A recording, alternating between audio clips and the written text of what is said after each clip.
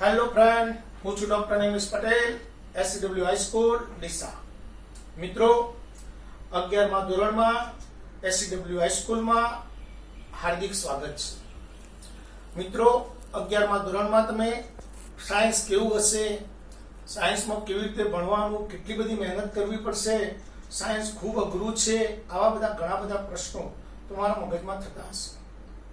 મિત્રો, સાયન્સ અઘરું નથી, સાયન્સ સરળ છે, પણ સિસ્ટમ છે. સાયન્સ જો સિસ્ટમથી ચાલે તો ખૂબ ખૂબ સરળ છે. તમે જો દરરોજનું કામ દરરોજ કરો, જે ટોપિક ચાલે છે એ ટોપિકનો ફરજિયાત ફેર ચોપડો બનાવો, એ ચોપડામાંથી તમે પાછું રફમાં લખીને તૈયાર કરી દો. બીજા દિવસે પાછું નવો ટોપિક ચાલે તો નવા ટોપિકને ફેરમાં ઉતારો, ફરીથી લખીને તૈયાર કરો, અગાઉના ટોપિકને વાંચી લો. આ રીતે તમારી સિસ્ટમથી દરરોજ જવું પડે. દરેક લેક્ચર પાછળ 1 કલાક મહેનત તમારી હોવી જોઈએ. એટલે મિત્રો, અત્યારે લોકડાઉનનો સમય છે, સ્કૂલો 15 ઓગસ્ટ પહેલા ખુલવાની નથી, એટલે આપણે ઓનલાઈન અભ્યાસ કરવો પડશે અને ઓનલાઈન અભ્યાસથી થોડું ટેવાવવું પણ પડશે. ઘણા મિત્રો એમ પણ કહેશે કે સાહેબ, અમને ઓનલાઈન ફાવતું નથી, કેવી રીતે ભણવાનું? જો મિત્રો, તમે ફિલ્મ જોતા હોય, 700-800 રૂપિયા ખર્ચીને ટિકિટ લાવતા હોય અને જો એક ફિલ્મ તમને આખી યાદ રહી જતી હોય તો ભણવાનું કેમ નહીં? યાદ રહે જ. જો તમે દિલથી તમારે ભણવાનું છે એમ સમજી અને ભણવાનું શરૂ કરશો તો યાદ રહી જશે. પણ જો ખાલી જોવા ખાતર જોવાનો થશે વિડીયો તો તમને ત્યારે યાદ રહેશે નહીં. બીજું, તમે જે પણ વિડીયો જોવો છો એનો ફેર ચોપડો ફરજિયાત બનાવવાનો. મિત્રો, આમ તો આજથી જ આપણે અભ્યાસક્રમ શરૂ કરી દે, પરંતુ આજથી આપણે થોડુંક બેઝિક ખ્યાલ કમ્પ્લીટ કરી લઈએ. 3-4 દિવસ બેઝિક કોન્સેપ્ટો ચલાવીએ આપણે. બેઝિક કોન્સેપ્ટમાં કેમિસ્ટ્રી, તો કેમિસ્ટ્રી વિશે થોડું જાણી લઈએ. મિત્રો, કેમિસ્ટ્રી એક સરસ મજાનો સબ્જેક્ટ છે. આ સબ્જેક્ટ સમજવાનો પણ છે, યાદ રાખવાનો પણ છે. આ સબ્જેક્ટને દિલથી ભણવો હોય તો તમારે 2 રીતનું મગજ કમ્પ્લીટ રાખવું પડે. એક કેચઅપ શક્તિ, કેચઅપ એનર્જી, યાદ શક્તિ, અને બીજી એબ્સોર્બન્સ પાવર, એટલે સમજણ શક્તિ. આ 2 શક્તિનું કોમ્યુનિકેશન જો તમે કરશો તો કેમિસ્ટ્રી ભણવું તમારા માટે ખૂબ સરળ થઈ જશે. મિત્રો, કેમિસ્ટ્રી ખરેખર બહુ ઇન્ટરેસ્ટિંગ વિષય છે. તમને ભણવાની પણ મજા આવશે અને આપણે થોડું ટેકનિકલી ભણાવીશું એટલે તમને ખૂબ મજા આવશે. મિત્રો, કેમિસ્ટ્રીમાં પહેલા તો 118 તત્વો છે. આ 118 તત્વોને કેવી રીતે યાદ રાખવા, 118 તત્વોની સંજ્ઞાઓ કઈ છે, એમના પરમાણુ ક્રમાંક શું છે, આ કમ્પ્લીટ તમારે તૈયાર કરવું પડે. તો કે સાહેબ, 118 તત્વો તો કેવી રીતે યાદ રહે? તો એ 118 તત્વોને યાદ રાખવા માટે આવર્ત પુસ્તક તૈયાર કરવું પડે. તો મિત્રો, આજે આપણે આવર્ત પુસ્તક ભણવાના છીએ. મિત્રો, આવર્ત પુસ્તક આપણે 2 ભાગમાં વહેંચીને ભણીશું, 3 ભાગમાં વહેંચીશું.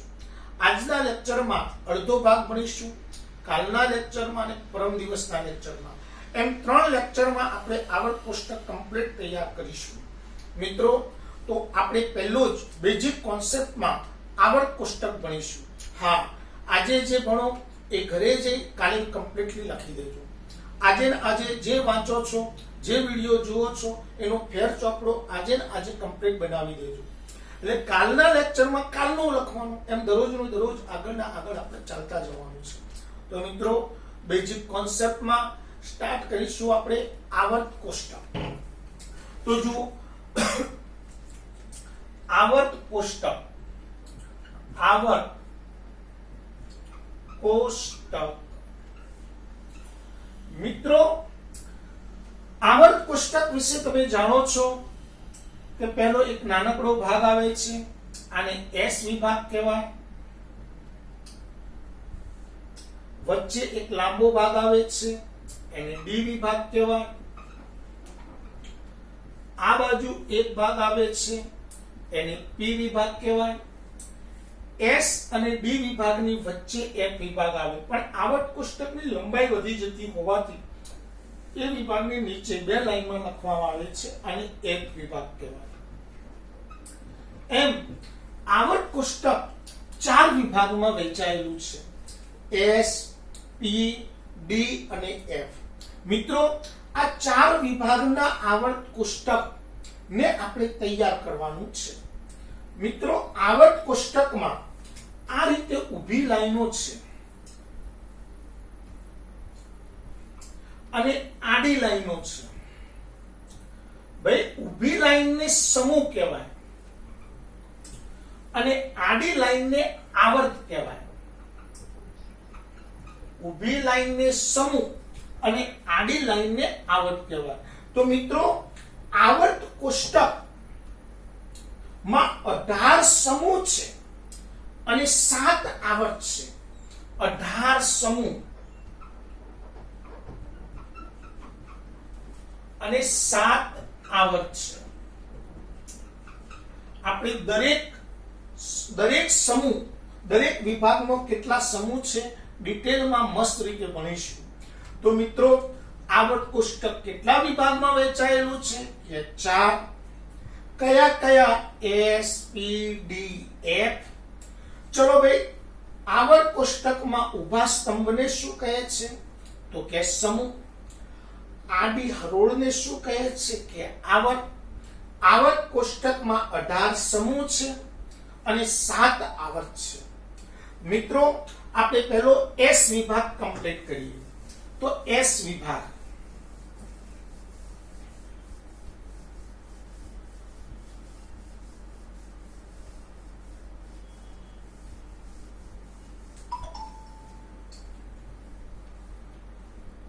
ચલો મિત્રો, તો પહેલા ભણીએ આપણે એસ વિભાગ. એસ વિભાગ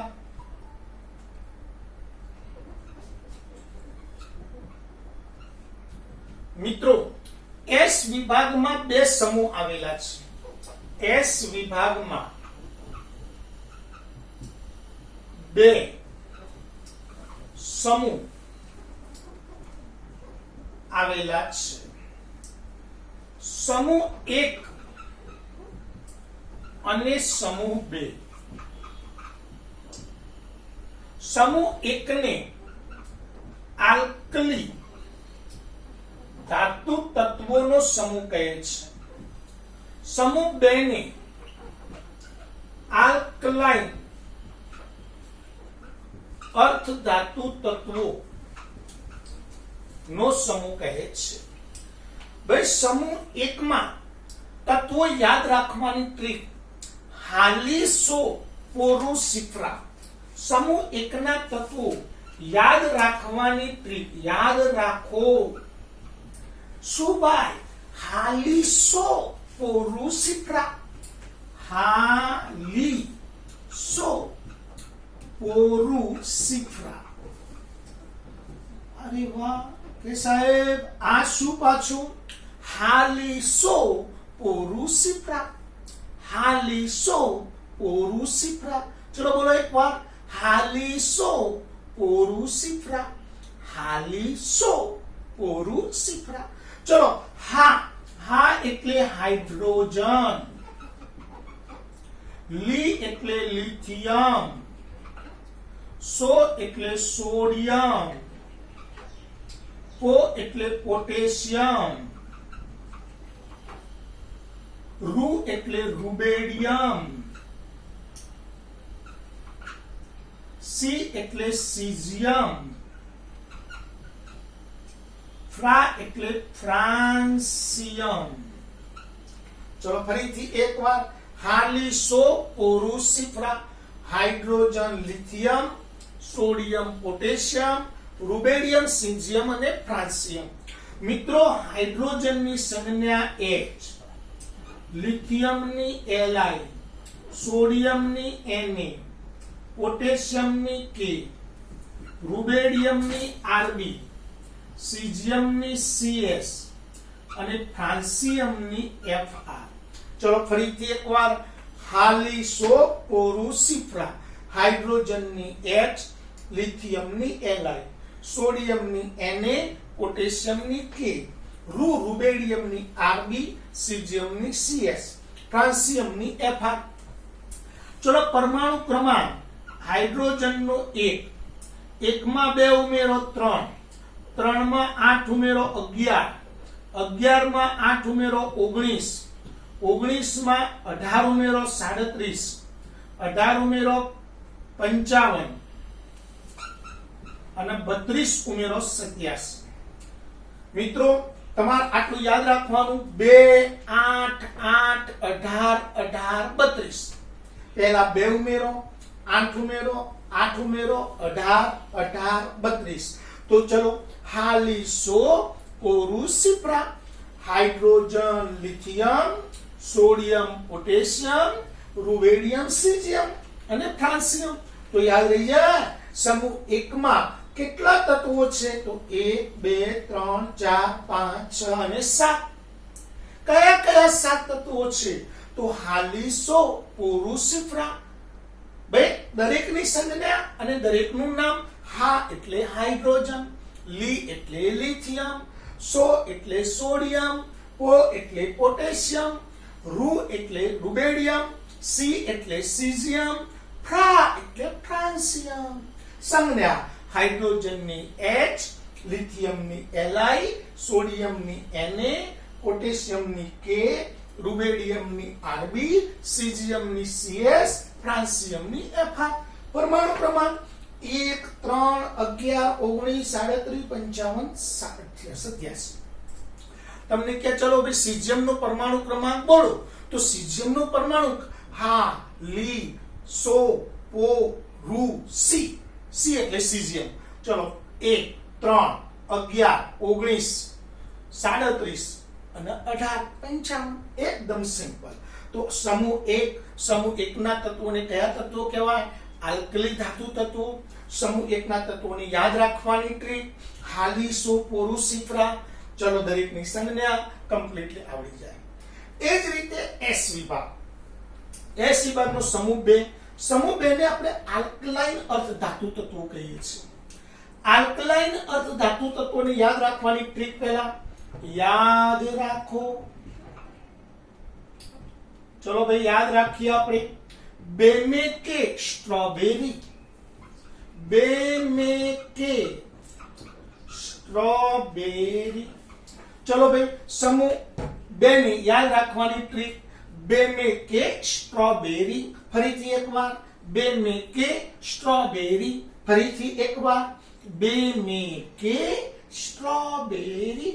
ચલો 2 એટલે બેરેલિયમ, મે એટલે મેગ્નેશિયમ, કે એટલે કેલ્શિયમ, સ્ટ્રો એટલે સ્ટ્રોન્સિયમ,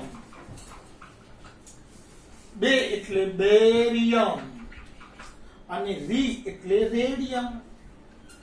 ચલો ભાઈ સંજ્ઞા બેરેલિયમની Be, મેગ્નેશિયમની Mg, કેલ્શિયમની Ca, સ્ટ્રોન્સિયમની Sr, બેરિયમની Ba, રેડિયમની Ra. ચલો ભાઈ પરમાણુ ક્રમાંક. બેરેલિયમમાં પરમાણુ ક્રમાંક 4. હા ઈ લી બે બો 4. 4 માં 8 ઉમેરો 12, 12 માં 8 ઉમેરો 20, 18 ઉમેરો 38, 18 ઉમેરો 56 અને 32 ઉમેરો 88. તો મિત્રો S વિભાગના 2 સમૂહ છે એટલે કે 2 લાઈન છે.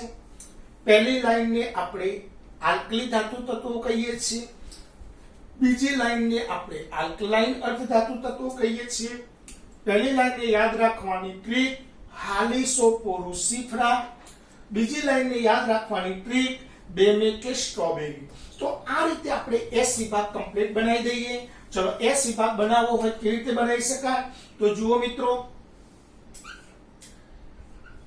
S વિભાગમાં પહેલી લાઈન એ હા લી સો ઓ રૂ સી ફ્રા. બીજી લાઈનમાં એક તત્વ ઓછું થાય એટલે બે, મે, કે, સ્ટ્રોબેરી. ચલો હા એટલે હાઇડ્રોજન, હિલિયમ, લી એટલે lithium, sodium, potassium, rubidium, caesium ને ફ્રાન્સિયમ. ચલો બેમે કે strawberry, beryllium, magnesium, calcium, strontium, barium અને રેડિયમ. હે મિત્રો બહુ મજા આવી છે. ચલો એસ વિભાગ આપણા મગજમાં કમ્પ્લીટ થઈ ગયો છે. હવે સેમ આ જ રીતે આપણે પી વિભાગ શીખીએ. તો એસ વિભાગ પછી આવશે પી વિભાગ. ચલો મિત્રો હવે ભણીએ પી વિભાગ. પી વિભાગ મિત્રો પી વિભાગને આપણે શોર્ટકટ ફોર્મ્યુલા થી યાદ રાખીએ. પહેલા પી વિભાગમાં 13 થી 18 સમૂહ છે. પી વિભાગમાં 13 થી 18 સમૂહ છે. હવે 13 થી 18 એટલે કેટલા સમૂહ થયા? 6 સમૂહ થયા. ચલો પી વિભાગના 13 થી 18 સમૂહને યાદ રાખવા માટે કઈ ટ્રીક અપનાવીશું? તો મિત્રો આના માટે એક જોરદાર ટ્રીક છે, જરા ધ્યાન આપજો. 13મો સમૂહ, 13મા સમૂહના તત્વોને યાદ રાખવાની ટ્રીક કાશી જટિલે. પહેલા તો 13મો સમૂહ બોએ ગઈ થી. 13મો સમૂહ બોએ ગઈ થી. બોએ ગઈ થી. ચલો બો એ ગ ઈ થી. ચલો બો मतलब बोरॉन, ए मतलब एल्यूमिनियम, ग मतलब गैलियम, ई मतलब इंडियम અને थी मतलब थेलियम. चलो बोए गई थी. Boron, aluminium, gallium, indium, thallium. बोए गई थी. क्यों गई थी? બોએ ગઈ થી. બો એટલે બોરોન, એ એટલે એલ્યુમિનિયમ, ગ એટલે ગેલિયમ, ઈ એટલે ઇન્ડિયમ, થી એટલે થેલિયમ. બોએ ગઈ થી. ચલો સંજ્ઞા બોરોન ની બી, એલ્યુમિનિયમ ની એલ, ગેલિયમ ની જીએ, ઇન્ડિયમ ની આઈએન, થેલિયમ ની ટીએલ. ચલો બોએ ગઈ થી. સમૂહ 13. સમૂહ 14 काशी जटिले. काशी जटिले. चलो काशी जटिले. का એટલે કાર્બન, સી એટલે સિલિકોન, જ એટલે જર્મેનિયમ, ટી એટલે ટીન અને લે એટલે લેડ. ચલો સંજ્ઞા કાર્બન ની સી, સિલિકોન ની એસઆઈ, જર્મેનિયમ ની જીઈ, ટીન ની એસએન અને લેડ ની પીબી. હવે તમને થાય કે સાહેબ ટીન ની સંજ્ઞા એસએન કેમ, ટીન ની ટીએન ચમ નહીં? તો ભાઈ ટીન નું લેટિન ભાષામાં નામ સ્ટેનસ છે અને સ્ટેનસ ઉપરથી તેની સંજ્ઞા એસએન છે. લેડ નું લેટિન ભાષામાં નામ પ્લમ્બક છે અને પ્લમ્બક ઉપરથી તેની સંજ્ઞા છે પીબી. તો મિત્રો ચલો 13મો સમૂહ બોએ ગઈ થી. 14મો કાશી જટિલે. બોએ ગઈ થી. Boron, aluminium, gallium, indium, thallium. કાશી જટિલે. Carbon, silicon, germanium, tin, lead. ચલો પરમાણુ ક્રમાંક. બોરોન નો પરમાણુ ક્રમાંક 6. બોરોન નો પરમાણુ ક્રમાંક 5. 5મો 8 ઉમેરો 13. 13માં 18 ઉમેરો 31, 18 ઉમેરો 49 અને 32 ઉમેરો 81. ચલો કાર્બન નો પરમાણુ ક્રમાંક 6. 6માં 8 ઉમેરો 14, 14માં 18 ઉમેરો 32, 32માં 18 ઉમેરો 50, 50માં 18 ઉમેરો 32 ઉમેરો 82. તો 8 8 18 18 32 કેટલા ઉમેરવાના? 8 18 18 32. હવે ભણીએ સમૂહ નંબર 15. समूह 15 मित्रों समूह 15 चलो बोए गई थी, काशी जटिले, नफो आईबी નફો આએબી, નફો આએબી. ચલો, ન એટલે નાઇટ્રોજન, ફો એટલે ફોસ્ફરસ, આ એટલે આર્સેનિક, નફો આ એ એટલે એન્ટીમની અને બી એટલે બિસ્મથ. ચલો ભાઈ, નફો આએબી નાઇટ્રોજન ફોસ્ફરસ, આર્સેનિક એન્ટીમની અને બિસ્મથ. ફરીથી એકવાર, નાઇટ્રોજન ફોસ્ફરસ, આર્સેનિક એન્ટીમની અને બિસ્મથ. ચલો, નાઇટ્રોજન ની સંજ્ઞા N, ફોસ્ફરસ ની P, આર્સેનિક ની As, એન્ટીમની ની Sb, બિસ્મથ ની Bi. ચલો, હવે નાઇટ્રોજન ની સંજ્ઞા N બરાબર છે, ફોસ્ફરસ ની P, આર્સેનિક ની As, પણ એન્ટીમની ની સંજ્ઞા Sb ચોથી આવી, એન્ટીમની ની At ના આવે. ભાઈ, એન્ટીમની નું લેટિન ભાષામાં નામ સ્ટીબાઇન છે. આપણી બધી સંજ્ઞાઓ લેટિન અને ગ્રીક ભાષાના નામ ઉપરથી ઉતરેલી છે. એટલે એન્ટીમની નું બીજું લેટિન ભાષામાં નામ સ્ટીબાઇન છે, અને સ્ટીબાઇન ઉપરથી એની સંજ્ઞા આવે છે Sb, બિસ્મથ ની Bi. મિત્રો, એના પછી આવે સમૂહ 16. સમૂહ 16 ને યાદ રાખવા માટે પહેલા ટ્રીક અપનાવીશું આપણે. સમૂહ 16, સમૂહ 16 ઓસ સેટેપ, ઓસ સેટેપ. સમૂહ 16 ઓસ સેટેપ. મિત્રો, O એટલે ઓક્સિજન, સ સલ્ફર, સે સેલેનિયમ, તે ટેલ્યુરિયમ અને પ પોલોનિયમ. ઓસ સેટેપ.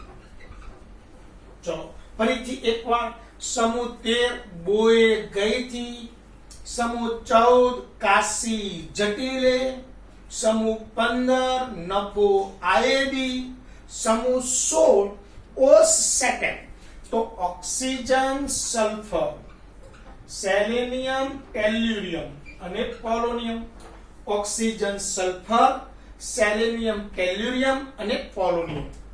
મિત્રો, ઓક્સિજનનો પરમાણુ ક્રમાંક 8, 8 માં 8 ઉમેરો 16, 16 માં 18 ઉમેરો 34, 52 અને 84. તો સમૂહ 16 ઓસ સેટેપ. સમૂહ 17, સમૂહ 17. સમૂહ 17 ને યાદ રાખવા માટે ટ્રીક અપનાવીએ. સમૂહ 17 ફૂલ કલી બહાર आई एट, फूल कली बहार आई एट. चलो भाई, फूल એટલે ફ્લોરિન,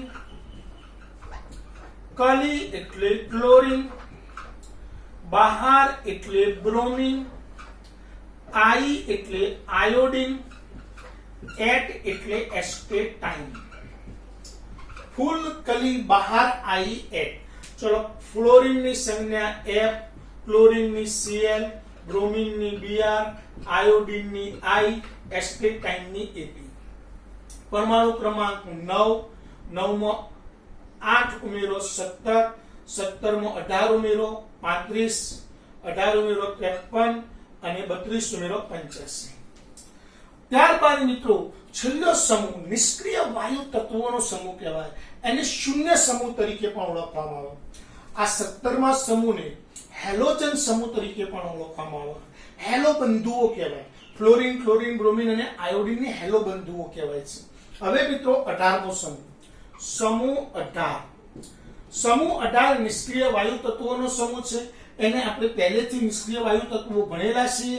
1 થી 10 ધોરણ સુધી નિષ્ક્રિય વાયુ તત્વોનો ઉપયોગ આવે એટલે આપણને નામ યાદ જ છે. Helium, neon, argon, krypton, xenon અને રેડોન. હિલિયમની સંજ્ઞા He, નિયોનની Ne, આર્ગોનની AR, ક્રિપ્ટોનની KR, ઝેનોનની XC, રેડોનની RN. તો મિત્રો આ રીતે આપણે P વિભાગના તત્વો શોર્ટકટ થી યાદ રાખ્યા. સમૂહ 5 પહેલા સમૂહ 13 થી સ્ટાર્ટ કર્યું. સમૂહ 13 બોએ ગઈ થી, સમૂહ 14 કાશી જટેલે, સમૂહ 15 નફો આયેબી, સમૂહ 16 ઓ સેટઅપ, સમૂહ 17 ફૂલકલી બહાર आई एक, समूह 18 helium neon, argon krypton, xenon ને રેડોન. તો મિત્રો હવે P વિભાગનું કોષ્ટક બનાવીએ આપણે. તો P વિભાગનું કોષ્ટક કેવું હોય ધ્યાન આપજો મિત્રો બધા. અહીંયા વિભાગનું કોષ્ટક ક્લિયર કરીએ આપણે. જોજો જરા અહીંયા પહેલા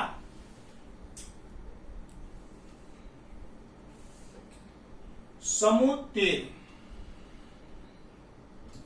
સમૂહ 13 માં બો A એટલે એલ્યુમિનિયમ, G એટલે ગેલિયમ, E એટલે ઇન્ડિયમ, T એટલે થેલિયમ.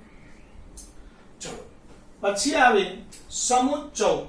સમૂહ 14, સમૂહ 14 ને યાદ રાખવાની ટ્રીક અપનાવીએ આપણે. તો કે K C J T લે. સમૂહ 15, સમૂહ 15 ને યાદ રાખવાની ટ્રીક અપનાવીએ આપણે. N F A A B. સમૂહ 16, 16 ને યાદ રાખવાની ટ્રીક અપનાવીએ આપણે. O S Se Te O. સમૂહ 17, સમૂહ 17 ને યાદ રાખવા માટે આપણે હેલો બંધુઓ, ફૂલકલી બહાર आई एट. અને સમૂહ 18 માં એક તત્વ વધી જાય. કયું વધી જાય? તો કે helium, neon, argon, krypton, xenon અને રેડોન. તો મિત્રો આપણે પહેલા આ છેડે S વિભાગ, આ છેડે P વિભાગ અને વચ્ચે હવે ભણવાના છે D વિભાગ. D વિભાગ મિત્રો કાલના નેક્સ્ટ લેક્ચરમાં આપણે ભણીશું.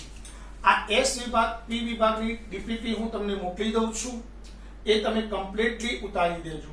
અને આ રીતે જેમ જેમ હું ચલાવતો છું એમ મારી સાથે તમે ફેર ચોપડો કમ્પ્લીટલી બનાવતા જજો. મિત્રો SCW માં તમને ભણવાની ખૂબ મજા આવશે.